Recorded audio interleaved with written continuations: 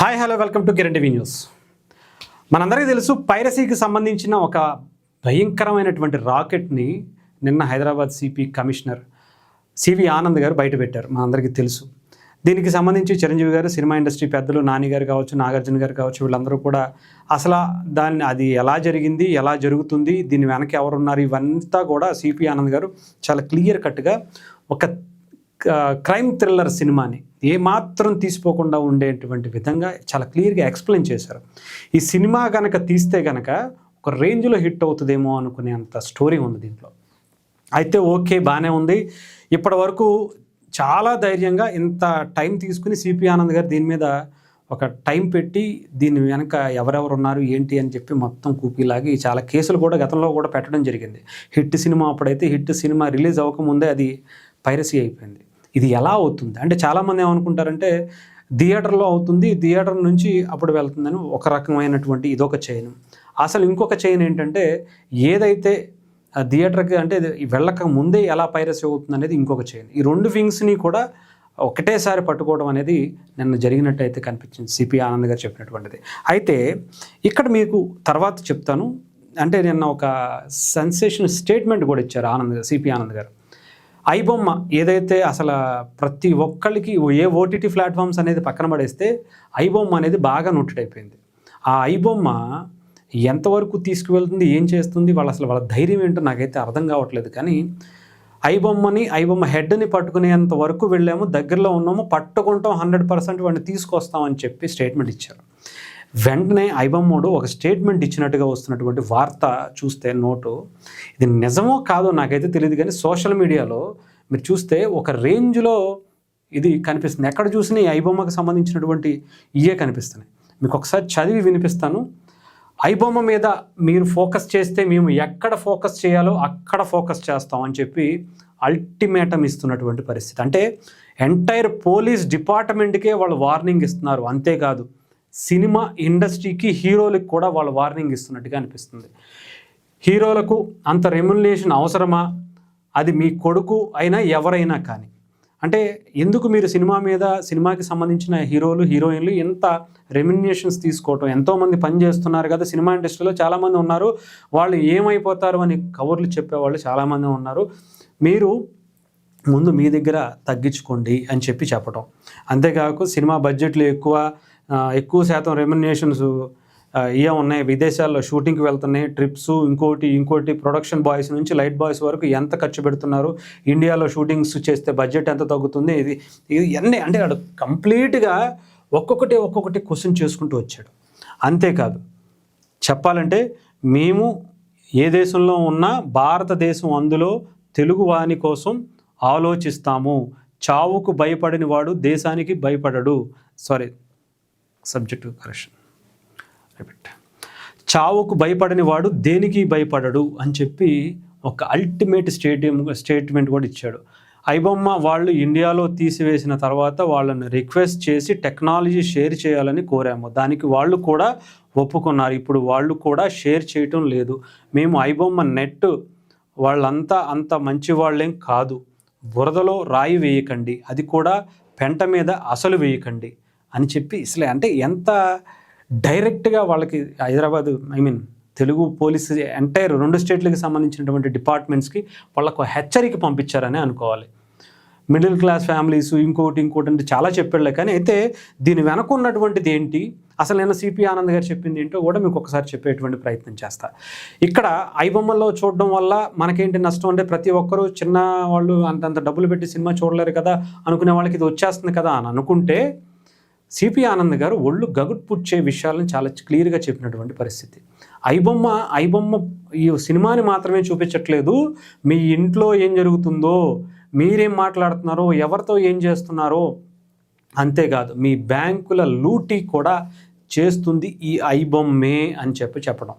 అంటే సినిమాని తీసుకెళ్ళి అప్లోడ్ చేయటం వెనక ఎవరెవరు ఉన్నారనేది మీరు ఒకసారి చెప్తాను. అది కూడా ముందు ఈ ఐబొమ్మ ఏం చేస్తుందని చెప్తా.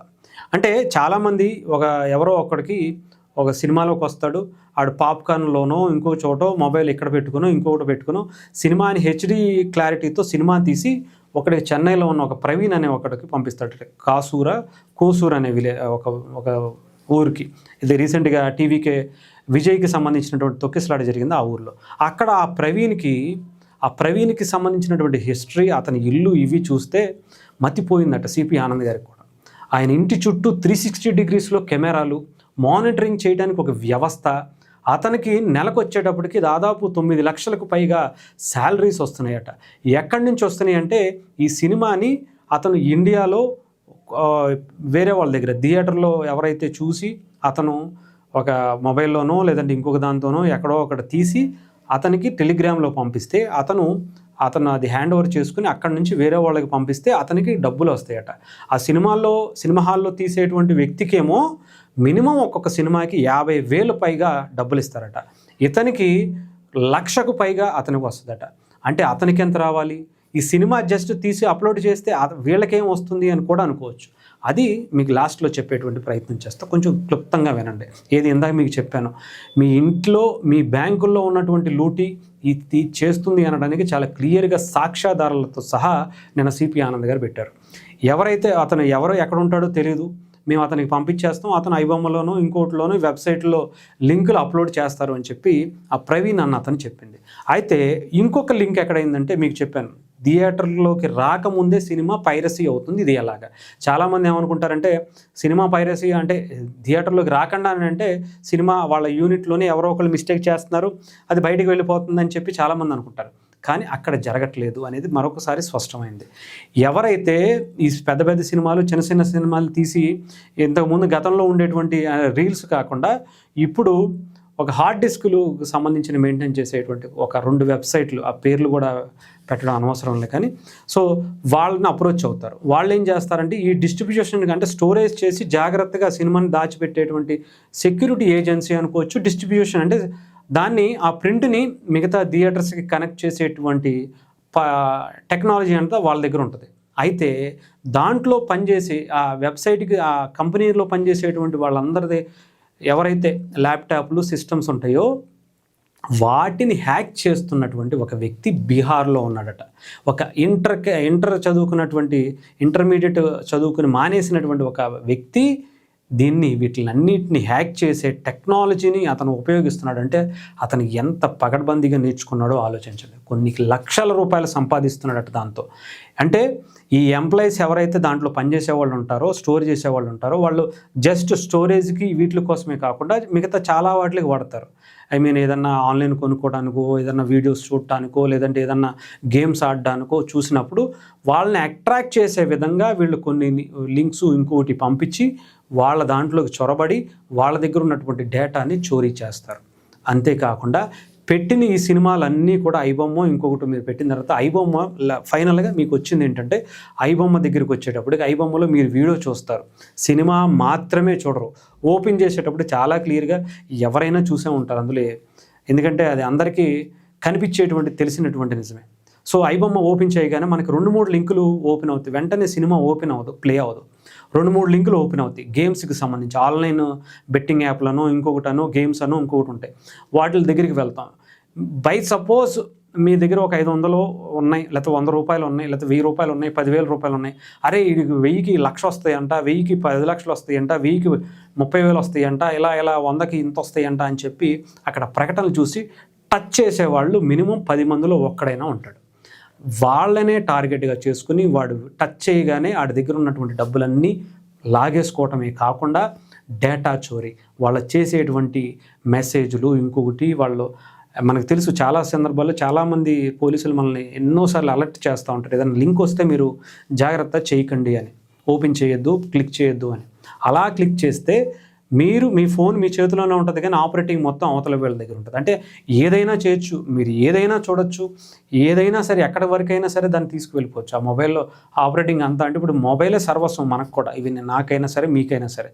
బ్యాంకు ఖాతాలు కావచ్చు, మన పర్సనల్ వీడియోస్ కావచ్చు, లేదంటే ఇంకొకటి కావచ్చు, మనం మాట్లాడేటువంటి విషయాలు కావచ్చు, అక్కడ చుట్టూ అంటే మనం వాళ్ళు ఓపెన్ చేసి మనకు తెలియకుండా కెమెరాతో సహా అన్నీ యూజ్ చేసుకునేంత ఇది కూడా ఉంటుంది. సో సినిమాని మాత్రమే మనం చూస్తున్నాం అనుకుంటే పొరపాటు.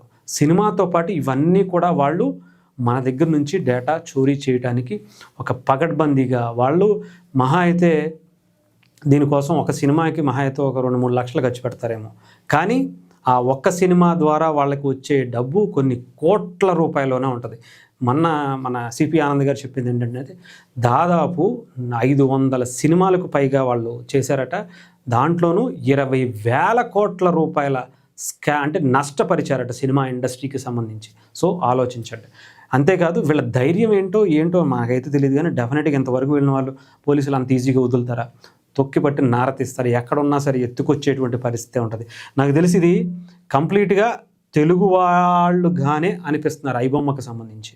సో మరి దీన్ని ఎక్కడ ఎప్పుడు ఎలా ఛేదిస్తారు, అతన్ని ఎలా తీసుకొస్తారని ఒక నిజంగా చెప్పాలంటే ఒక ఇంత ధైర్యంగా సినిమాల్లోనే ఉంటుంది. అంటే ఒక సైబర్ క్రైమ్ అటాక్లు అవన్నీ జరుగుతున్నప్పుడు తిరిగి అటుపక్క నుంచి ఒక విలను పోలీసుల్ని క్వశ్చన్ చేస్తూ వార్న్ చేస్తూ చూసుకుందాం అని అంటే ఎలా ఉంటుందో ఒక క్రైమ్ థ్రిల్లర్ సినిమాలా కనిపిస్తుంది. అంటే ఇందాక మీకు చెప్పాను, బీహార్లో ఉన్నవాడు ఒకడు, తమిళనాడులో ఉన్నటువంటి కూసూరులో ఉన్నటువంటి ఒకడు, ఇక్కడ సినిమాలు తీసేటువంటి ప్రాసెస్, వీళ్ళని పట్టుకోవడానికి వెళ్ళినప్పుడు జరిగినటువంటి ఇన్సిడెంట్స్.